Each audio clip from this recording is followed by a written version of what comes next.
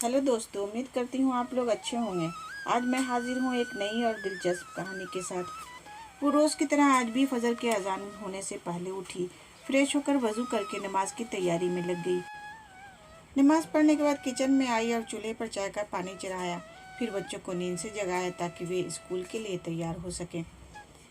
फिर वो झट से अपने सास ससुर को चाय देकर आई। फिर बच्चों का नाश्ता तैयार किया और इस बीच उसने बच्चों को ड्रेस भी पहनाई। बच्चों को नाश्ता कराया। शौहर के लिए दोपहर का टिफ़िन बनाना था। इस बीच स्कूल की गाड़ी आ गई। वो बच्चों को गाड़ी तक छोड़ने चली गई। वापस आकर शौहर का टिफ़िन बनाया और फिर दस्तरखान से जूठे बर्तन इकट्ठा किए। इस बीच शौहर की आवाज़ आई कि मेरे कपड़े निकाल दो। उनको ऑफिस जाने के लिए कपड़े निकाल कर दिए। शौहर के लिए नाश्ता तैयार करके दस्तरखान पर लगाया ही था कि ननद रानी की भी आवाज़ आई, भाभी मेरा भी नाश्ता लगा देना। तभी देवर की भी आवाज़ आई कि भाभी नाश्ता तैयार हो गया क्या? जी लीजिए, नाश्ता तैयार है। शौहर, देवर और ननद रानी ने नाश्ता किया और अपने अपने ऑफिस और कॉलेज के लिए चले गए। उसने दस्तरखान से खाली बर्तन समेटे और सास ससुर के लिए उनका परहेज का नाश्ता तैयार करने लगी। दोनों को नाश्ता कराने के बाद फिर बर्तन इकट्ठे किए और उनको भी किचन में लाकर धोने लगी।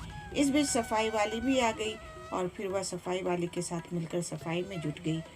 अब दिन के 11 बज चुके थे। अभी वो पूरी तरह काम समेट भी न पाई थी कि डोरबेल बजी। दरवाज़ा खोला तो सामने बड़ी ननद और उसके शौहर वो बच्चे खड़े थे।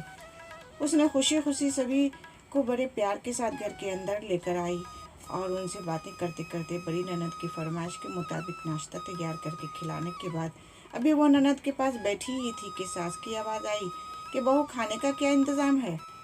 उसने घड़ी पर नज़र डाली तो 1 बज रहे थे। वो जल्दी से फ्रिज की तरफ बढ़ी और सब्जी वगैरह निकाल कर दोपहर के खाने की तैयारी में लग गई। खाना बनते बनते अब दोपहर के 2 बज चुके थे। बच्चे स्कूल से आने वाले थे। इस बीच उसने जोहर की नमाज भी अदा की।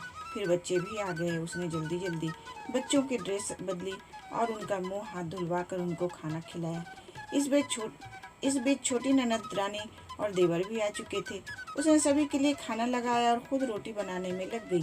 खाना खाकर सब लोग फ्री हुए तो उसने बर्तन इकट्ठा करना शुरू कर दिया। इस वक्त 4 बज रहे थे। अब उसको खुद को भी भूख का एहसास होने लगा था। वह किचन की ओर जा रही थी कि तभी शौहर ऑफिस से आ गए और बोले कि आज देर हो गई, मुझे भूख बहुत ज़ोरों की लगी है, जल्दी से खाना लगा दो।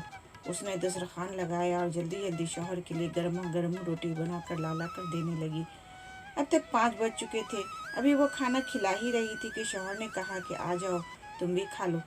उसने ताज्जुब से शौहर की तरफ देखा तो उसे ख्याल आया कि आज तो मैंने सुबह से कुछ खाया ही नहीं। इस ख्याल के आते ही वो शौहर के साथ खाना खाने बैठ गई।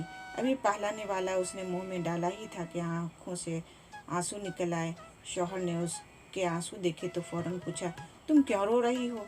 वो खामोश रही और सोचने लगी कि इन्हें कैसे बताऊं कि ससुराल में कितनी मेहनत के बाद ये रोटी करने वाला नसीब होता है और लोग इसे मुफ्त की रोटी कहते हैं। शौहर के बार बार पूछने पर उसने सिर्फ इतना कहा कि कुछ नहीं, बस ऐसे ही आंसू आ गए।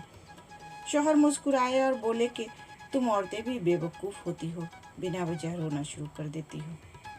तो दोस्तों, उम्मीद करती हूँ ये कहानी आपको पसंद आई होगी। इस कहानी पर आपकी क्या राय है, हमें कमेंट करके ज़रूर बताएं। कहानी पसंद आई हो तो लाइक और शेयर करना बिल्कुल भी ना भूलें। और हाँ, चैनल पर नए हो तो चैनल को सब्सक्राइब ज़रूर करें। कहानी पूरा सुनने के लिए आपका बहुत बहुत धन्यवाद दोस्तों।